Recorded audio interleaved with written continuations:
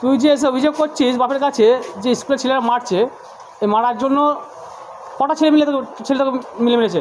ওইভাবে 4-5টা। 4-5টা ছেলে মিলে তোকে মারছে? হ্যাঁ। আচ্ছা, এনে দিয়ে হেডমাস্টারকে জানিয়েছিস? হেডমাস্টার এখন 3-4 দিন অবধি স্কুলে আসেনি। হেডমাস্টার মশাইকে 3-4 দিন স্কুলে দেখতে পাচ্ছিস না? মানে আসেনি বলেই মনে হচ্ছে তো, তাই তো? আচ্ছা, বাকি মাস্টারদের বলার পর তারা সে মাস্টাররা কী পদক্ষেপ নিয়েছিল?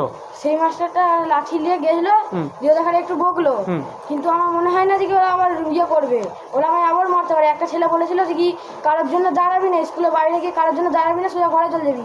কিন্তু ওরা বলছিল যে কি তোকে আবার রাস্তায় মারবে। রাস্তায় মারে বলেছে? হ্যাঁ। হুন্ডাগিরি করছিস স্কুলে গিয়ে?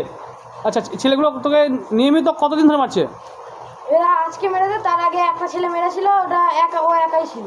আচ্ছা, স্কুলে মার তো কদিন ধরে খাচ্ছিস? মার প্রায় 3-4 দিন। 3-4 দিন মার করছিস? হ্যাঁ। মানে পাল্টে কেউ মারছে তো, তাই তো? মানে ওরা গুন্ডামি করতে চাইছে তোর সঙ্গে নাকি? তুই কি অপরাধ কিছু করেছিস তাদের কাছে? আমি কিছুই করিনি, আমি বসেছিলাম, একটা ছেলে এসে প্রথমে ধাক্কা মারলো বলে আমি ভিড়ে যাচ্ছি, তখন একটা ছেলে পাশ থেকে এসে আমায় গাল দিচ্ছে আর মারতে আসছে। গালাগালি করছে? হ্যাঁ। আচ্ছা, এই কথা মাস্টারকে বলেছিস যে ছেলে গালাগালি করছে? হ্যাঁ, বলেছিলাম। বলেছিস তো? আমার নাম নয়, ওদের তো। হ্যাঁ, ওদের নামগুলো কি ছেলেগুলো? আমি মেরেছিলাম। একটা কি অঙ্কুশ ছিল, আর ওর নামটা কি? তোমার নামে একটা ছিল।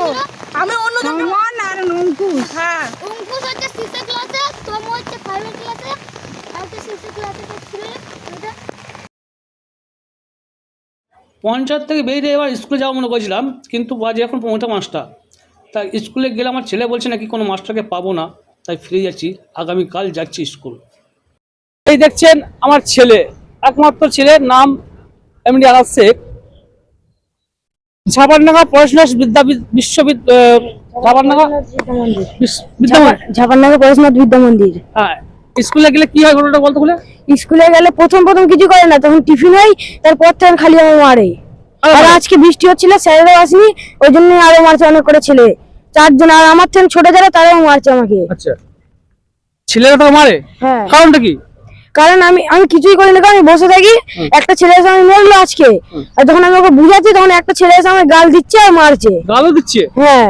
আচ্ছা, এটা তুই মাস্টারমশাই জানিস?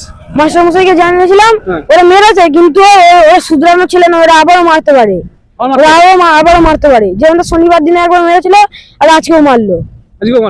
হ্যাঁ। দেখ, এদিকে তুই মাস্টারমশাইকে যা বলিস, মাস্টারমশাই ছেলেগুলোকে মেরেছিল? হ্যাঁ, মেরেছিল। আচ্ছা, আর ছেলেগুলোর মধ্যে কাদের চিনিস? 2 জনকে চিনি, তারা আমাদের গ্রামে, আর একজন ছেলে আলাদা, অন্য গ্রামে থাকে। হ্যাঁ। এখন ক্ষমা চাইতে দুর্বলতা নয়, সাহস লাগে। অনেক ক্ষমতাশালীর পতন হয়েছে শুধু একটি শব্দ না বলার কারণে। ক্ষমা করো। যে মানুষ নিজের ভুল স্বীকার করতে পারে সেই সত্যকারের শক্তিশালী। অহংকার মানুষকে কিছু সময়ের জন্য বড় দেখায়, কিন্তু শেষ পর্যন্ত সেই অহংকারই তাকে একা করে দেয়। মনে রাখবেন, সময় থাকতে ক্ষমা চাইতে শিখুন।